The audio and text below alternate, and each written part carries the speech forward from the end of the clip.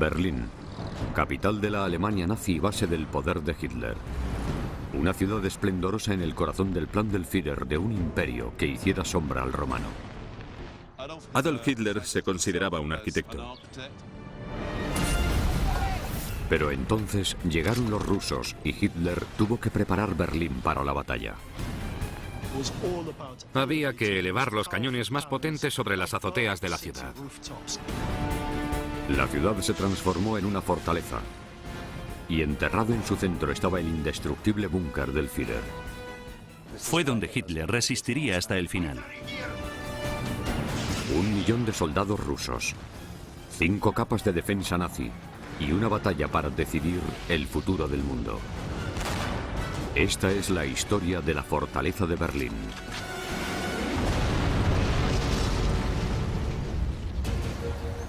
Las mayores obras de la Segunda Guerra Mundial ordenadas por Hitler para asegurarse el dominio mundial.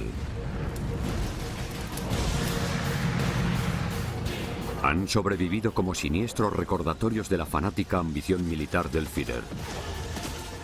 Estos son los secretos de las megaestructuras nazis. Nazi Megaestructuras, la fortaleza de Berlín. 28 de abril de 1945. Los tanques del Ejército Rojo Soviético recorrían las calles del Berlín arrasado por la guerra. Los soldados alemanes, muchos tan solo niños, aguardaban a la espera de defender su ciudad de las hordas rusas. Un soldado de 18 años, Dieter Borkowski, fue testigo directo de los acontecimientos.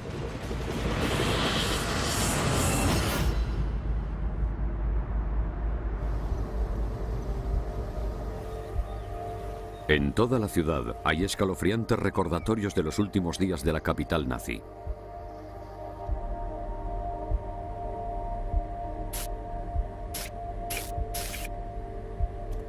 El historiador y experto en la Segunda Guerra Mundial, Michael Dempsey, ha pasado años recomponiendo las pruebas. La batalla de Berlín fue de una escala que no podemos imaginar. Más de 1 millón de soldados del Ejército Rojo entró en la ciudad y menos de 100.000 alemanes la defendían. Costaría creer la escala, la intensidad y la brutalidad de la batalla de Berlín si no fuera por las pruebas que existen.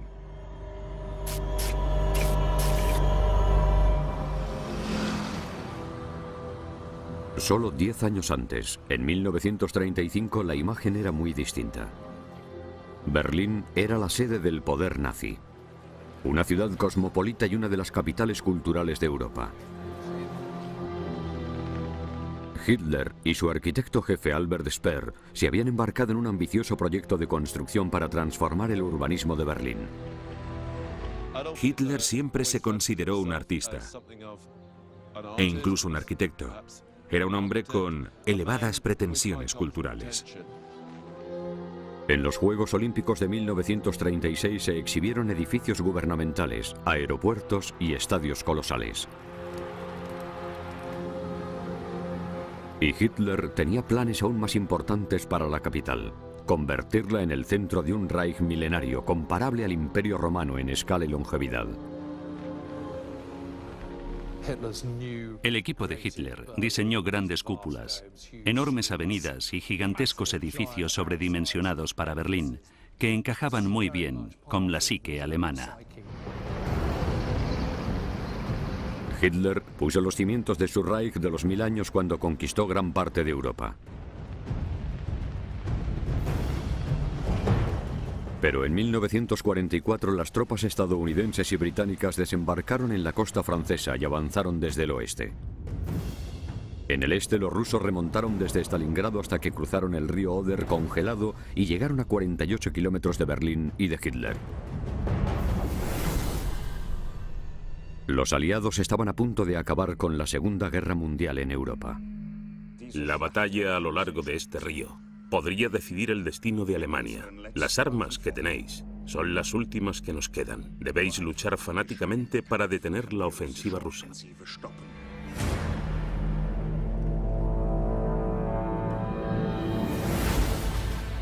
Hitler nunca se rendiría. Era un hombre de extremos. O el Reich duraba 1000 años o se acabaría con un apocalipsis. No había término medio. Él solo creía en una cosa u otra. El Führer se aferraba a la esperanza de que una de sus armas milagrosas pudiera declinar la balanza de la guerra a su favor. Y para ganar tiempo, se refugió en Berlín, donde creó un castillo de acero y hormigón, y ordenó a todos los alemanes que lo defendieran hasta la muerte. Berlín tenía que convertirse en una fortaleza porque era la capital del Tercer Reich y donde Hitler iba a resistir hasta el final. El plan de Hitler era rodear Berlín con 5 capas de estructuras formidables, empezando con el primer obstáculo, 59 kilómetros de trampas para tanques en las colinas de Silov, y siguiendo con un anillo exterior de defensa que incluía el canal de Teltow, un anillo interno en el bastión del aeropuerto de Tempelhof, 3 enormes torres de baterías antiaéreas y una capa final de canales con el núcleo de la fortaleza, la Ciudadela. Allí estaban el Reichstag y el búnker de Hitler.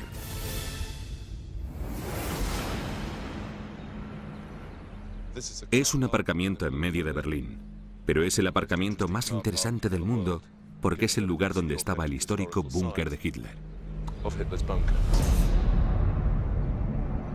8 metros bajo el aparcamiento se encuentran los restos del tristemente célebre búnker de Hitler. Tras la guerra, los aliados intentaron demolerlo para impedir que se convirtiera en un templo nazi, pero era demasiado resistente. No pudieron destruir el techo de la estructura de hormigón hasta 1988 y tardaron 6 meses.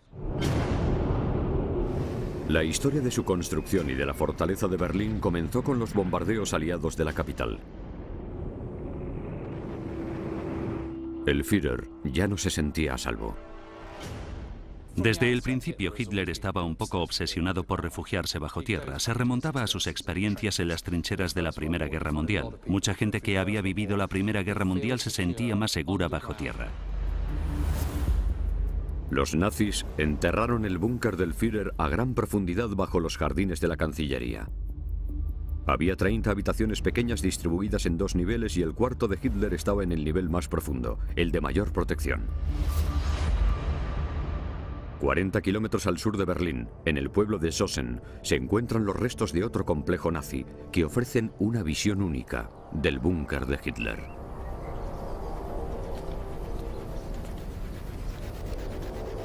El antiguo jefe de escuadrón blindado, Nigel Dunkley, es un experto en la caída de Berlín.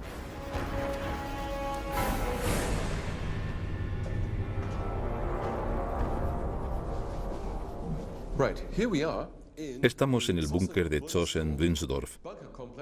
El complejo lo construyó la misma empresa que construyó el búnker de Hitler. Así que es el último resto que queda en Berlín y cercanías, que es idéntico en construcción y en aspecto al búnker de Hitler. Este búnker cubre una superficie de casi 5.000 metros cuadrados.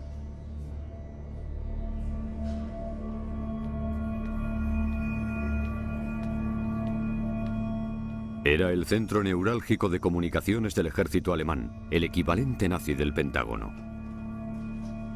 Para protegerlo de los ataques aéreos aliados, no solo lo enterraron a 11 metros, sino que lo dotaron de un techo impenetrable, algo que Hitler también quiso para su búnker.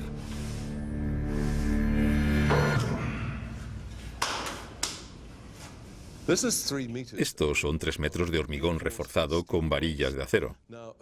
Pero en el búnker de Hitler el grosor del hormigón reforzado era de 4,5 metros y estaba diseñado para protegerle de cualquier ataque de los soviéticos o de quien fuera.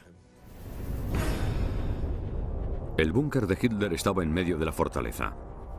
Como si fuera un castillo, estaba rodeado de agua. El río Spree y el canal Lambert rodeaban la ciudadela como un foso natural. La siguiente capa eran 3 torres antiaéreas, fortalezas de 15 metros de alto, cada una con 20 baterías antiaéreas.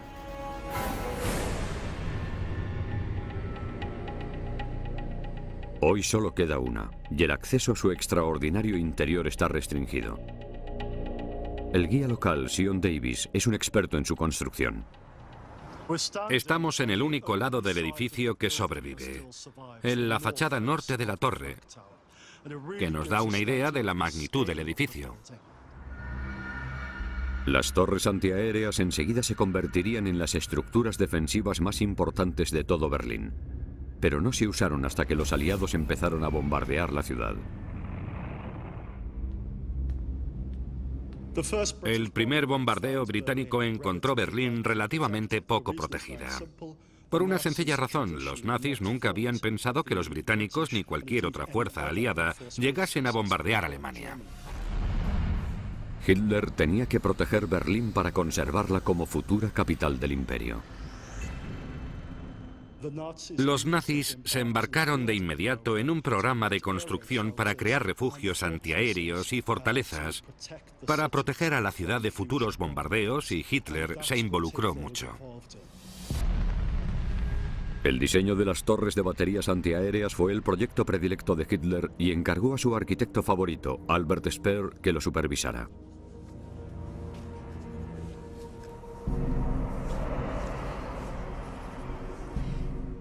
Así es como veo las nuevas torres. ¿Es un diseño viable? Por supuesto, son inexpugnables y protegerán esta fabulosa nueva ciudad durante siglos. Bien. Albert Speer es un personaje interesante. Era un arquitecto que creía en Hitler y en lo que representaban los nazis. Pero también era una persona enormemente capaz, inteligente y muy motivada. El diseño de Hitler requería más de 100.000 toneladas de acero y hormigón. Cada día llegaban 3.700 toneladas a la capital solo para construir las torres. Se modificó el horario de trenes para adaptarlo al incesante flujo de material. A pesar de su tamaño, cada uno de estos bastiones de la fortaleza de Berlín se construyó en solo 8 meses.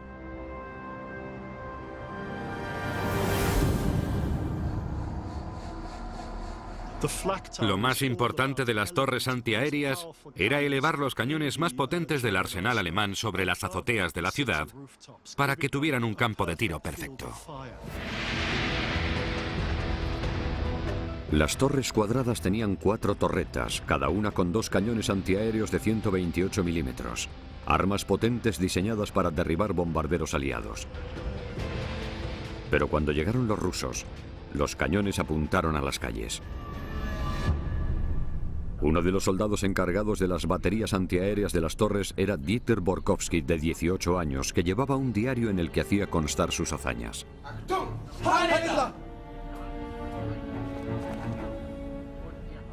En 1945, las tropas solían estar formadas por adolescentes inexperimentados, que eran los únicos que quedaban para defender Berlín. ¿Puedo ayudarte? Por favor, ¿puedo pedir un permiso de fin de semana para ir a ver a mi padre? Tu nombre, por favor. Dieter Borkowski. Ah, es parecido al mío. Dombrowski, Inge. ¿De dónde eres? De Berlín.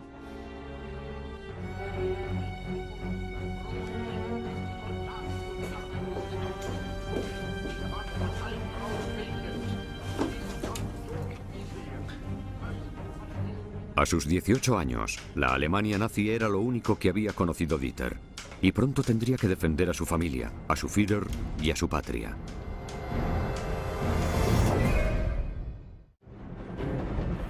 Febrero de 1945. Las fuerzas soviéticas acampadas junto al río Oder planeaban el ataque a Berlín mientras su ejército crecía con los refuerzos de Rusia.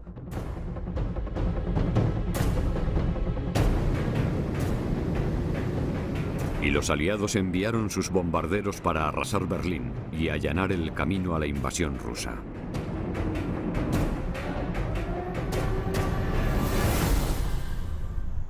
Desde esta altura se podía ver por dónde se acercaban a Berlín desde el norte. Por supuesto, los cañones antiaéreos no tenían ningún problema para girar y apuntar en cualquier dirección por la que llegasen a Berlín los bombarderos enemigos.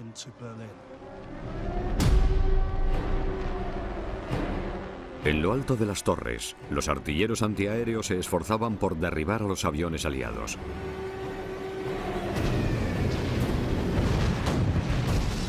Tenían cañones capaces de disparar a 13 kilómetros y cubrir 360 grados.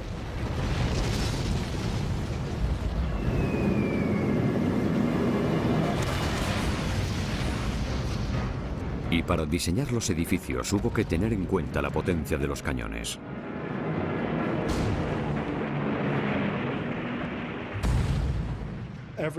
Cada vez que se disparaba un cañón, generaba una presión de unas 40 toneladas sobre el edificio.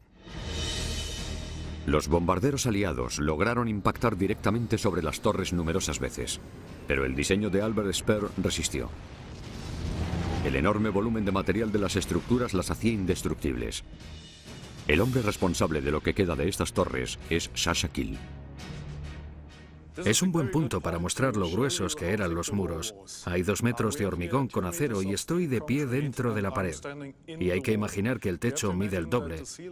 El hormigón reforzado con acero tiene más de 4 metros de espesor.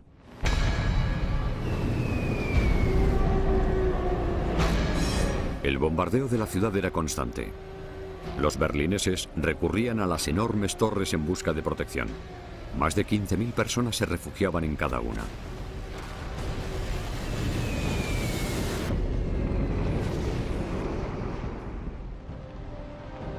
En la ciudadela, Hitler también buscaba refugio.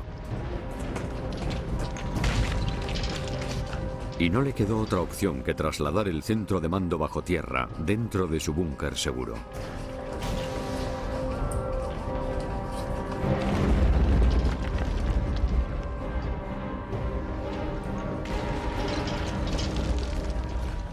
Hitler estaba decidido a luchar hasta el fin, metro a metro. No iba a abandonar Berlín. Se refugiaría en su búnker hasta el amargo final. La élite nazi tenía acceso a refugios construidos con otro fin.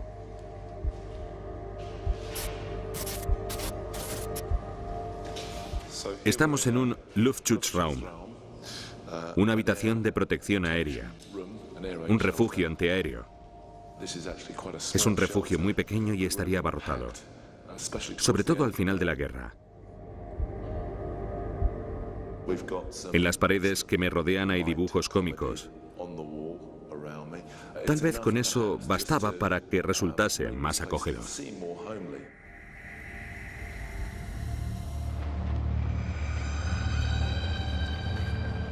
Tras cada ataque, los berlineses como Dieter Borkowski emergían y se encontraban su magnífica ciudad arrasada por las bombas.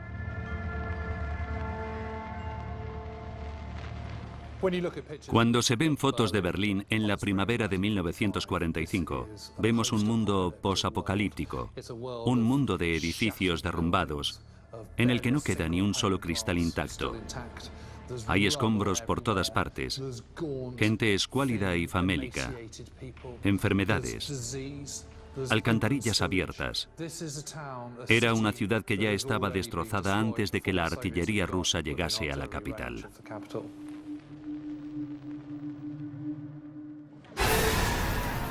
Los berlineses estaban aterrorizados de los invasores rusos. Tenían una reputación feroz. Al principio de la guerra, el ejército nazi había llegado hasta las puertas de Moscú y había cometido atrocidades con la gente que se interpuso en su camino. Pero cuando la guerra dio un vuelco, los rusos contraatacaron hasta llegar a la capital alemana con una sola idea en mente. El ejército soviético había luchado sin descanso en zonas que se extendían desde Stalingrado hasta las puertas de Berlín. Había visto cosas horribles que habían hecho los nazis a medida que avanzaban por los territorios ocupados por el Reich. Y llegaron a las puertas de Berlín clamando venganza.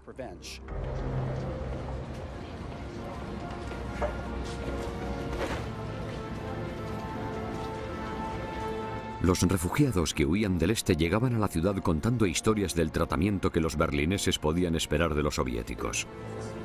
¡Silencio! ¿Qué has dicho? Nada. No mientas. Ha dicho que cuando vengan los rusos, nos llevarán a las minas de Siberia y nuestras mujeres se convertirán en prostitutas.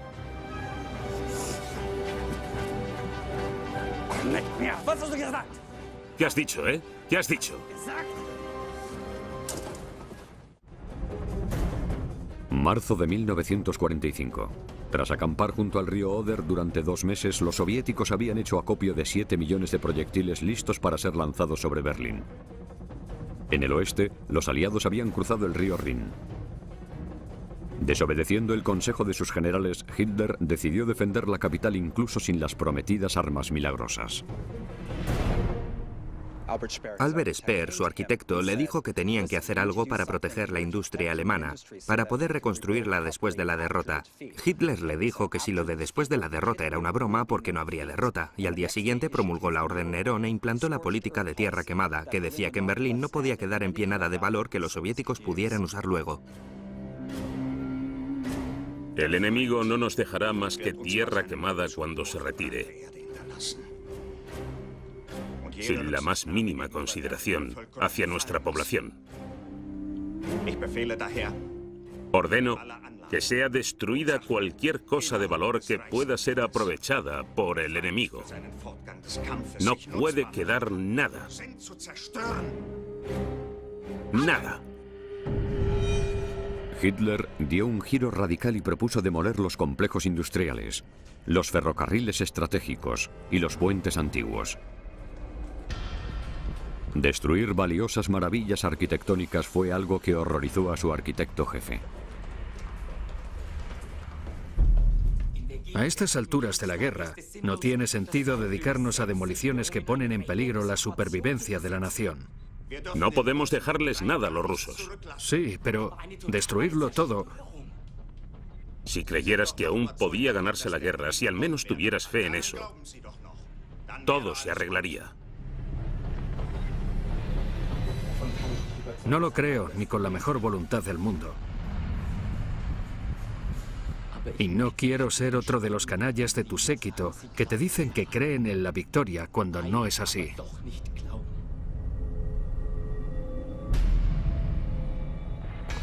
Tienes 24 horas para replantearte tu respuesta.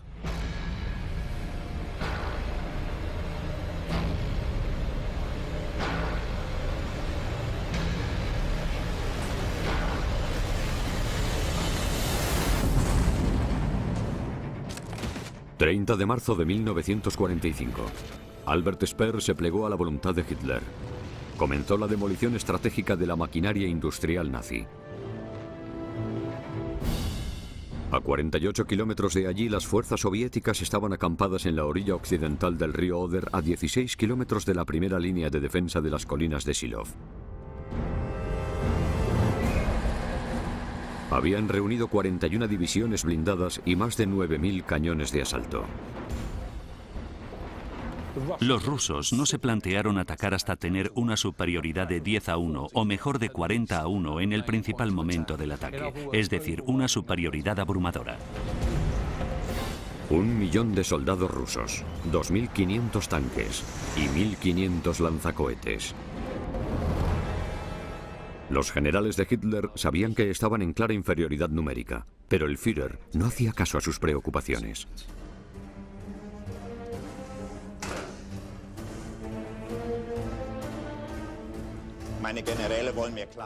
Esos generales me dicen que no es posible, y que no es posible.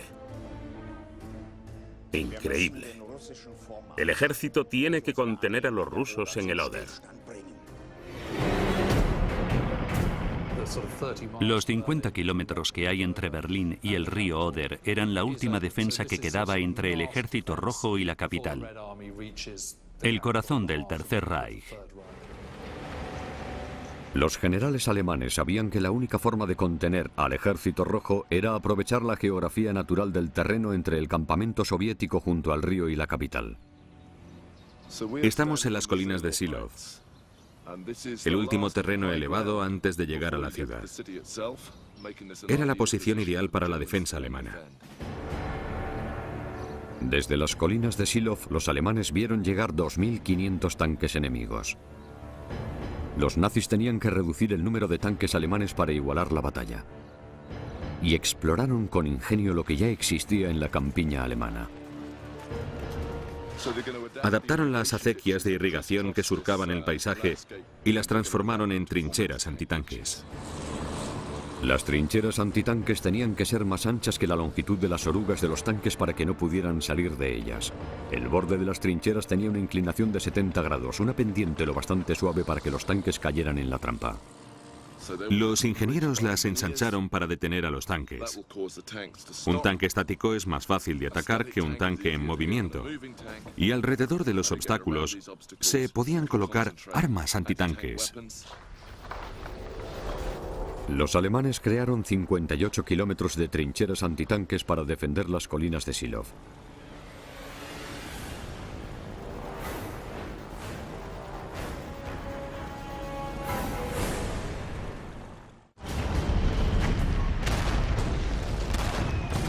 El combate final, la batalla de Berlín, comenzó a las 3 de la mañana del 16 de abril de 1945. La primera línea de tanques e infantería soviéticos avanzaron al alba. Los soviéticos tenían prisa. Querían llegar cuanto antes a la fortaleza de Berlín. Pero al final del primer día, los soviéticos aún no habían conquistado las colinas de Silov. Descubrieron con horror que las defensas alemanas eran mucho más eficaces de lo que imaginaban. Asombrosamente, aunque las tropas alemanas eran 10 veces inferiores numéricamente, resistieron 4 días ante el poderoso Ejército Rojo. Sin embargo, por mucho ingenio que aplicaran y por sólida y decidida que fuera la defensa alemana, no podían resistir eternamente. Era cuestión de tiempo que la aplastante superioridad numérica y la determinación del bando soviético ganaran la partida. Al final, los ingenieros soviéticos tendieron puentes sobre las trampas antitanques y el 19 de abril los rusos conquistaron las colinas de Silov. Habían perdido más de 30.000 hombres y 700 tanques, pero estaban un paso más cerca de Berlín.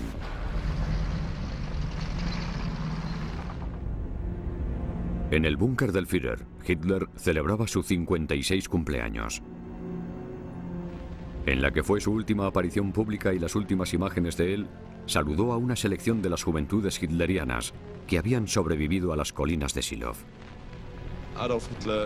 Adolf Hitler felicitó y condecoró con medallas de honor, con la Cruz de Hierro, a los niños por su valor al atacar a los tanques rusos, en muchos casos cuerpo a cuerpo. A las afueras de Berlín, casi 2.000 tanques rusos avanzaban hacia el anillo de defensa exterior de la ciudad. Para combatir esos tanques, los nazis tenían un arma revolucionaria. Un lanzamisiles antitanques de peso ligero, el Panzerfaust. No, estúpido. Tienes que disparar desde abajo. Fíjate, te enseñaré. Tienes que colocarlo en esta posición.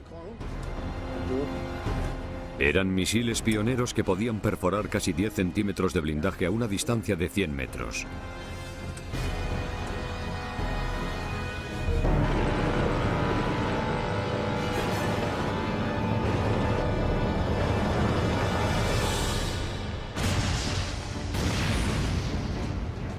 El Panzerfaust, que significa puño de tanques, era un arma adelantada a su tiempo, con una tecnología muy sencilla. La podían disparar con confianza un niño o un anciano, porque no tenía retroceso. No rebotaba hacia atrás y te podías acercar a los tanques lo más posible con la certeza de que el misil cumpliría su cometido. En la ciudad, los berlineses más viejos y más jóvenes se entrenaron con la última arma de la ingeniería nazi. Y pronto tendrían que ponerse a prueba. Los soviéticos llegaron al canal de Teltov. El 25 de abril, el Ejército Rojo logró cruzar el canal. Lograron cruzarlo con lanchas inflables e instalar una cabeza de puente. Luego trajeron barcazas para construir un pontón improvisado y traer más infantería, carros blindados y tanques. Después avanzaron con gran rapidez hacia el siguiente anillo concéntrico del sistema de defensa de Berlín, el anillo interior. El canal de Teltow, el anillo de defensa exterior de Berlín, cayó en solo 4 días. Los soviéticos ya estaban a menos de 6 kilómetros del búnker del Führer. Los generales de Hitler querían huir y él se indignó. Todos me ofrecéis cobardía y bajeza. A mi alrededor solo hay deslealtad.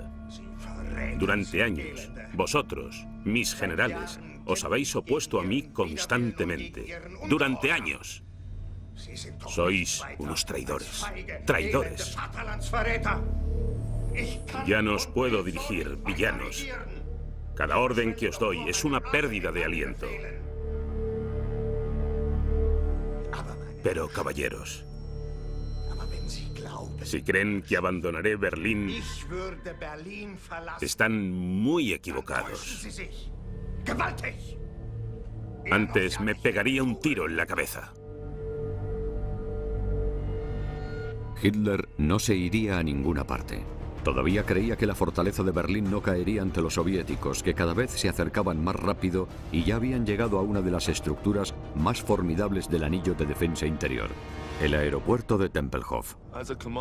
Era un puesto de mando donde había comida almacenada, munición y todo lo necesario para la defensa.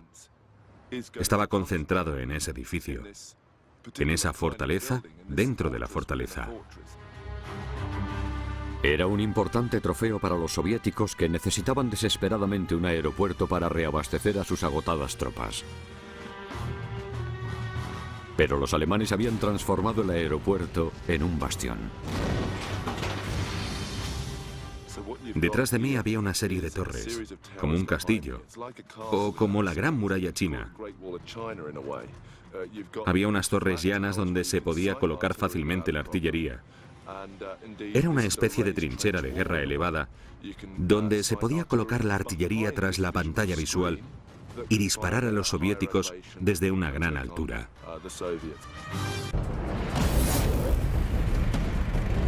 Los combates fueron intensos, y aún se aprecian las pruebas en los túneles quemados bajo el aeropuerto.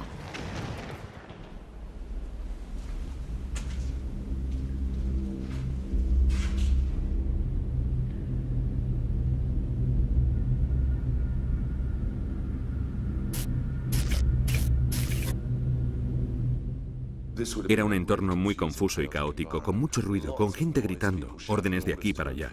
Se entraba en un espacio en el que no había electricidad y estaba lleno de humo y polvo de ladrillo y demás.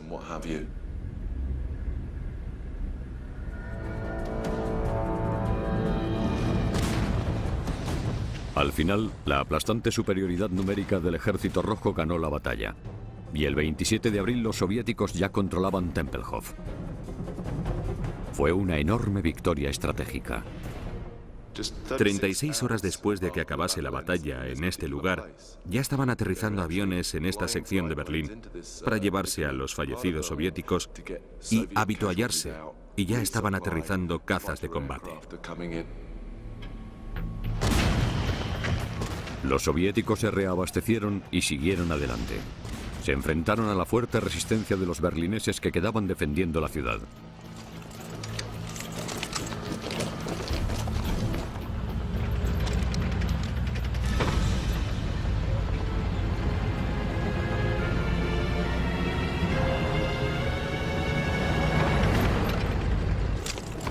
Berlín había recibido más de 2 millones de proyectiles de artillería y los escombros resultantes formaban obstáculos naturales y barricadas para los tanques. Cuanto más confuso era el terreno para los tanques, más posibilidades había de atacarles a poca distancia y derribar la torreta y acabar con el armamento principal.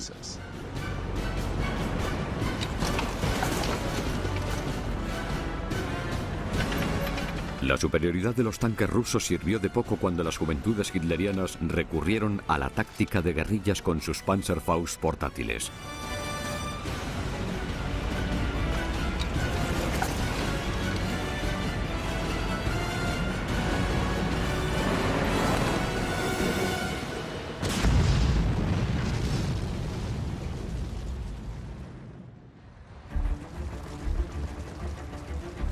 Pero cada hora que pasaba, el ejército rojo se acercaba más al búnker del Führer y a Hitler.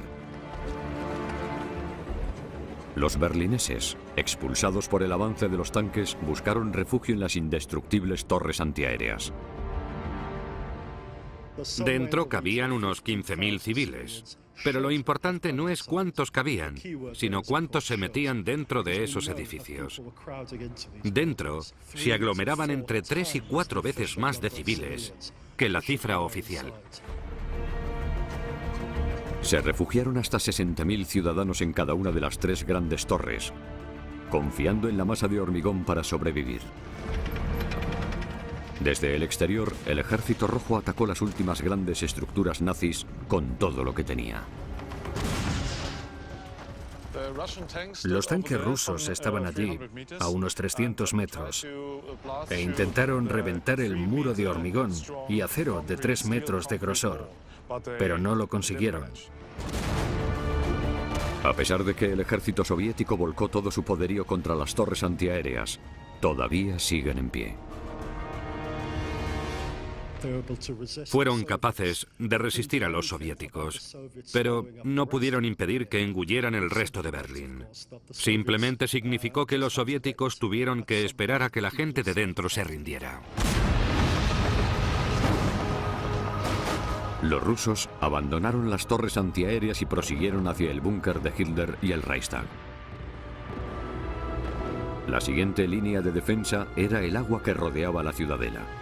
Los alemanes habían volado todos los puentes, excepto uno. Ya se había roto el anillo de defensa exterior y el anillo de defensa interior. Ya estaban ante la línea de defensa de la propia ciudadela, que estaba al otro lado del agua. Pero los ingenieros alemanes no habían logrado volar el puente de Moltke. Este puente era el último bastión de defensa importante entre el ejército soviético y el búnker de Hitler.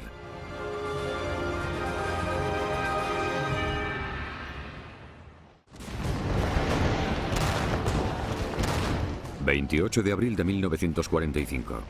Al anochecer los soviéticos lanzaron el ataque a la ciudadela de Berlín. Si conquistaban el puente de Moltke, la ciudad caería. El puente estaba fuerte y amargamente defendido. Cuanto más cerca estaba la ciudadela, más desesperadas y fanáticas eran las tropas. La defensa de este puente era la última esperanza de los nazis. Si los soviéticos lo cruzaban, ya casi podrían tocar su máximo trofeo, el propio Hitler en su búnker. Para los soviéticos era extremadamente importante conseguir el cadáver de Hitler para mostrarlo en público. Habían luchado duramente contra él y su régimen, un régimen basado en su líder, en su Führer. Los soviéticos conquistaron el puente a medianoche. Por fin habían entrado en la ciudadela. Ahora solo el búnker del Führer se interponía entre los soviéticos y Hitler. Y este puso en acción su último plan.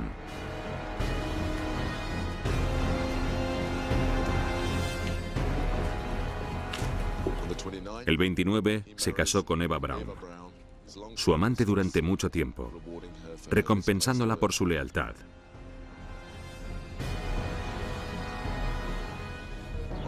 El 30 de abril, hacia las 3:30 de la tarde, se suicidó con ella dentro del búnker.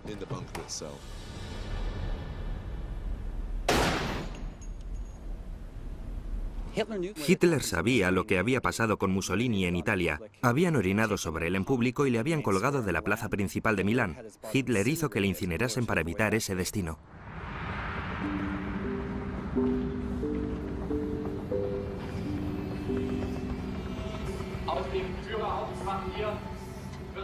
Desde el cuartel general del Führer se anuncia que esta tarde nuestro Führer, Adolf Hitler, en su puesto de mando de la Cancillería del Reich, luchando hasta el último aliento contra el bolchevismo, ha caído por Alemania.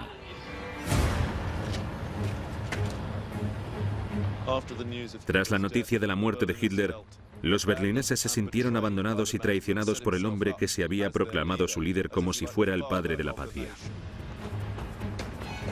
Dentro de la torre antiaérea, Dieter descubrió trágicas muertes.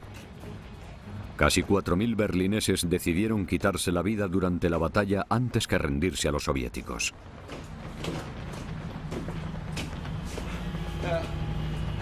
Sargento, ¿ha visto a Inge Dombrowski? Está muerta. El teniente Seidler le pegó un tiro.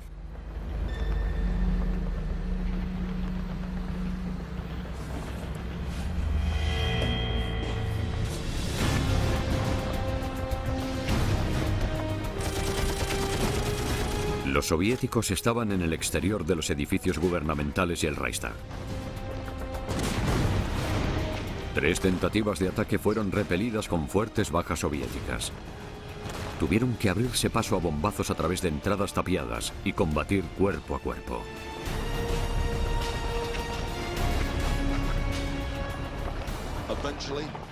Al final, a las 22:40 horas del 30 de abril de 1945, se izó sobre el edificio la bandera de la Unión Soviética, lo que significaba que el Ejército Rojo había roto todas las líneas de defensa interpuestas en su camino por los alemanes.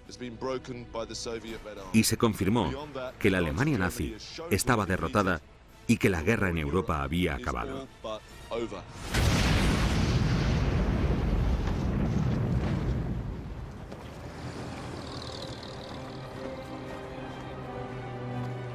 Una moderna ciudad, admirada hasta pocos años antes, estaba reducida a escombros. La fortaleza de Berlín cayó solo 7 horas después del suicidio de Hitler.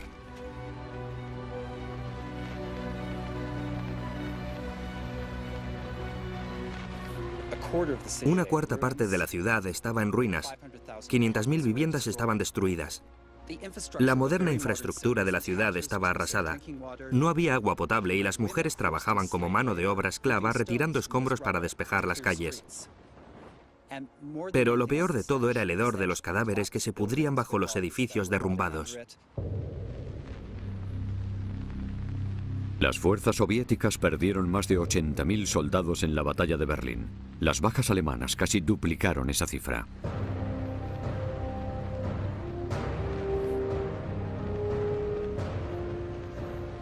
Creo que deberíamos recordar que la batalla de Berlín nunca debería haberse librado, y que si se libró, fue por Adolf Hitler, el hombre que se podía haber rendido y haber reconocido lo inevitable.